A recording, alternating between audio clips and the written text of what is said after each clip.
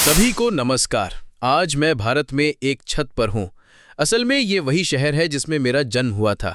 ये शायद वो पहला घर था जिसमें मैं रहा था। मुझे उस समय की वास्तव में याद नहीं है, लेकिन आज हम यहाँ हैं। तो आज मैं जिस बारे में बात करना चाहता हूँ वो है ऐसी नौकरियाँ जिनमें आपको आज ही आना चाहिए ताकि कल आप पैसा कमा सकें, और वे नौकरियाँ जिनसे आपको बिल्कुल बचना चाहिए। और बात यह है कि AI बहुत सारी चीज़ें बदल रहा है। ये बिल्कुल साफ है। हमने बाजार की गतिशीलता और नौकरी की गतिशीलता में बहुत सारे बदलाव देखे हैं। सब कुछ बदल रहा है और ये बहुत तेज़ी से हो रहा है।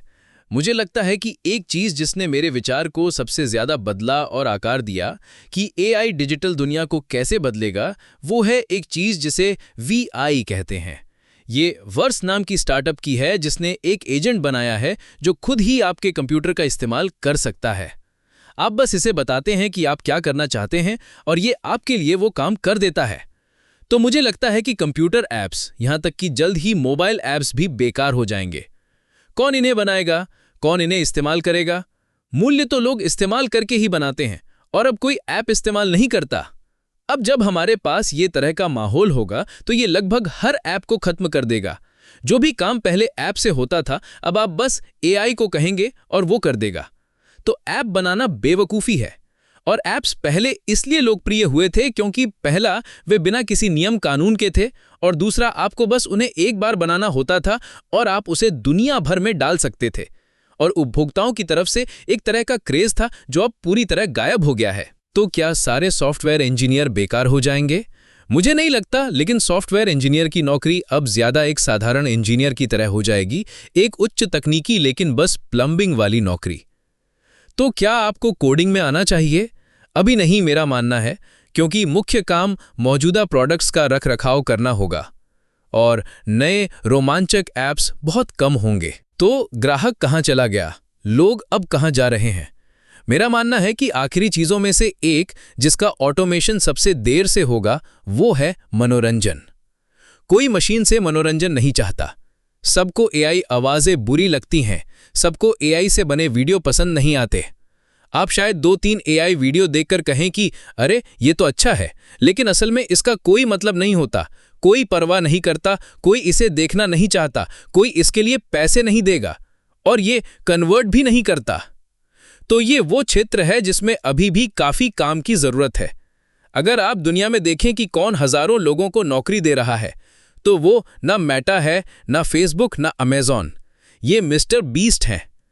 टेक कंपनियां लोगों को निकाल रही हैं, उन्हें कम लोगों की ज़रूरत है।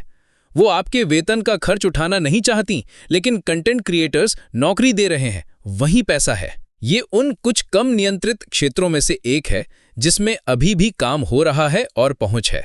लोग नए ऐप इस्तेमाल नहीं करना चाहते, लोग नए ऐप डाउनलोड नहीं करना चाहते, लोग साइन अप नहीं करना चाहते।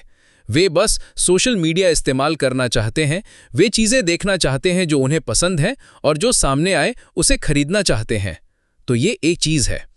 दूसरी चीज़ जो इसी दिशा में है, कम नियंत्रित लेकिन बढ़ता हुआ क्षेत्र, वो है क्रिप्टो। मुझे लगता है बहुत लोग इसे नहीं समझते। एक वजह यह है कि पारंपरिक बैंकिंग सिस्टम क्रिप्टो का असली प्रतिद्वंदी है, और उन्होंने आपको ये बताने की पूरी कोशिश की है कि क्रिप्टो खतरनाक है, बुरा है, कि उन्हें ही आपका पैसा छापना चाहिए। वे कहते हैं हम बैंक हैं, हमें अपने प्रतिद्वंदियों से नफरत है, और हाँ, आपको हमें ही पैसा छापने देना चाहिए। तो यही हो रहा है, दोनों तरफ से बहुत धोखा है। क्रिप्टो में आपको ठगने वाले लोग हैं और बैंक भी आपको ठगते हैं पैसा छापकर। वे कहते हैं देखो, क्रिप्टो में ठगी हो रही है, लेकिन आखिरकार इसे बदलने वाली एकमात्र चीज़ जल्द ही आने वाली है। लोग शायद इसे महसूस नहीं कर रहे, लेकिन आने वाला वित्तीय संकट तय है। जब सोने की कीमत अचानक बढ़ जाती है तो आप ये देखते हैं, और यही क्रिप्टो को लाएगा। संक्षेप में बताऊं कि क्रिप्टो क्या करता है। ये बिना बैंक के बैंक है। ये बैंक का काम करता है, लेकिन कई लोग मिलकर लेन देन की वैधता जांचते हैं और उन्हें मान्यता देते हैं। यही असल में बैंक करता है, लेकिन यहाँ बैंक के बजाय दुनिया भर में हजारों नोट्स ये काम करते हैं। इससे ये कम भ्रष्ट होता है और अंदर के लोग पैसा नहीं छाप सकते, नकली क्रेडिट नहीं बना सकते। मैं विवरण में एक वीडियो का लिंक डालूंगा जो बहुत आसान भाषा में समझाता है कि बैंक कैसे हवा में से पैसा बनाते हैं और ये समाज के लिए अच्छा क्यों नहीं है, क्योंकि तब पैसा बेकार और हानिकारक चीज़ों में जाता है, जैसे सोशल मीडिया। हालांकि मैंने कहा कि सोशल मीडिया अभी पैसा कमाने का तरीका है, लेकिन ये लोगों के लिए खतरनाक है। नकली क्रेडिट अर्थव्यवस्था को कमज़ोर करता है। ये पूंजीवाद को कम प्रभावी बनाता है, क्योंकि फिर ये मुक्त बाजार नहीं रह जाता जहां अच्छे प्रोडक्ट्स और विचार जीतते हैं, बल्कि बैंकर तय करते हैं कि कौन जीतेगा, और आश्चर्य नहीं, वो खुद ही होते हैं। जब तक ये नहीं बदलता, किसी गंभीर प्रोजेक्ट का आगे बढ़ना मुश्किल है। मैं थोड़ा अनाड़ी हूं, क्योंकि मैंने ऐसा वीडियो 2 हफ्तों से नहीं बनाया, लेकिन मैं अब ज़्यादा नियमित रहूंगा। और मेरा टेलीग्राम ज्वाइन करें, लिंक डिस्क्रिप्शन में है।